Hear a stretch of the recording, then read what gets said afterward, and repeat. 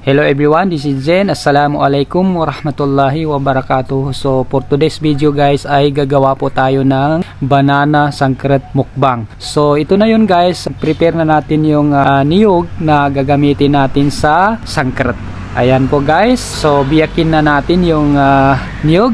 Ayan, at syempre bago natin kudkurin yan ay inumin natin po ang tubig ng niyog na napakasarap at napakatamis talaga yan guys. Grabe. So yan po guys, so hugasan po natin yung banana, tanggalin po natin yung mga dumi, tanggalin lahat yung dumi ng saging, hugasan po natin ng maigi.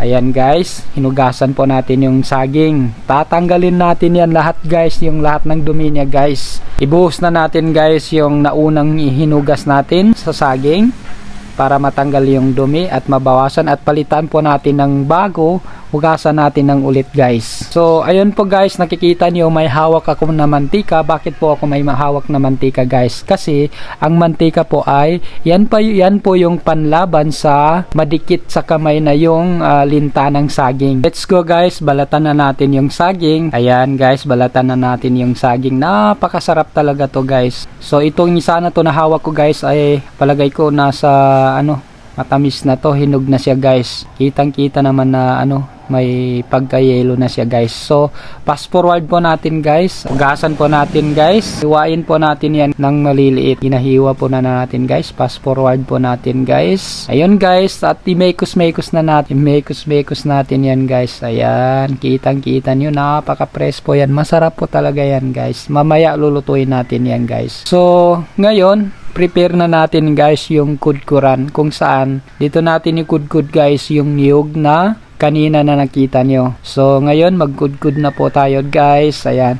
so actually guys, matagal na rin ako hindi nakapagkudkud ng niyog, almost I think 3 years na. So ngayon lang na ulit guys. Ayan, magkudkud po tayo ng niyog. Gagamitin po natin yung buong isang niyog na to na biniyak natin kanina.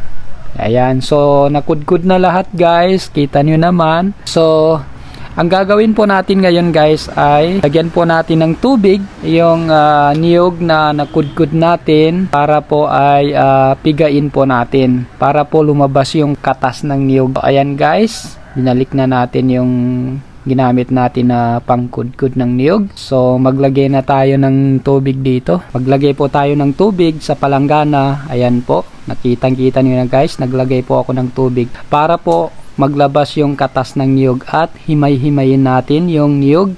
Ayan, imekos-mekos natin guys. Kailangan pigain po natin ng malakas para po lumabas yung katas ng niyog. At yan po yung gagamitin natin guys mamaya sa ating pagluto ng sangkret na banana para po lumabas yung katas ng niyog. Ganyan lang talaga, very simple. Habang napiga na ay lipat na natin guys sa isa pang palanggana at yun na yun gamitin natin. So ayan, magsindi na po tayo ng sorry punky. So yan po yung gagamitin natin ng pansindi. Meron na, maglagay na po tayo ng malaking kaldero. Ayan po guys. So ito na yung napiga natin kanina, ito na yung gata ng niyog guys, at ilalagay na natin. Ubus natin yan lahat guys, gagamitin po natin yan, sasarapin po natin yan guys lahat. Oops, hindi pa naubos. Ubusin natin yan, ilagay natin yan lahat guys. So ayan, tinakpan na natin. Ayan, tanggalin ang takip. So ito na yun guys, ilagay na natin yung pinaghiwa-hiwa natin na banana. Ayan, ilagay na natin kasi mainit na yung kalan natin guys. Ayan, nakalagay na lahat yan guys. Yan yung kanina. So habang hinihintay natin na mag-init itong kalan, i-mix na natin guys ng mabuti. Ayan, mix natin ng mabuti. Ayan po guys, ayan, mag-additional po tayo ng tubig at syempre maglagay po tayo ng konting asin. Ayan po guys, konting asin lang. I-mix natin ulit at tatakpan natin ulit guys. So ayan, buksan po natin ulit guys. At syempre maglagay po tayo ng konting brown sugar. Ayan po guys, brown sugar po yan. 1, 2, 3, 4, 5, 6. Ayan, 6 po yan guys. Ayan, naglagay po tayo ng para balance po yung asin at saka yung tamis niya. Hindi masyadong matamis. Ayan, takpan na natin yan guys. Maya maya luto na yan. Ayan, naluto na guys. Ito na yun, finally, the moment of truth had come. So ayan, ilipat na natin dito sa isang malaking lalagyan. So ito yung pinaka-challenge sa akin guys. Sobrang init talaga guys. Sobrang init talaga ito.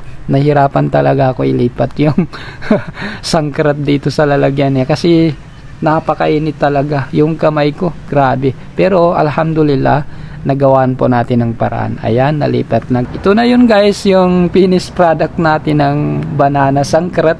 Titikman na natin. Napakasarap talaga yan guys. Sobrang init po yan guys. Pero grabe, ang sarap talaga. Kasi na-balance ng asukal yung nilagyan natin ng asin, tapos nilagyan po natin ng brown sugar para po balance. So kaya na po tayo guys. Napakasarap talaga. I-fast forward po natin guys, kasi rare lang talaga to guys. Minsan lang to, yung mga sangkrat na ito, minsan lang ginagawa to. Grabe, ang sarap niyan guys. Matamis po yung sabaw niya. Thank you for watching. Consider me to follow, like and subscribe, and please leave a comment if you like this video. Please leave a comment in the comment section box. Thank you and masalam.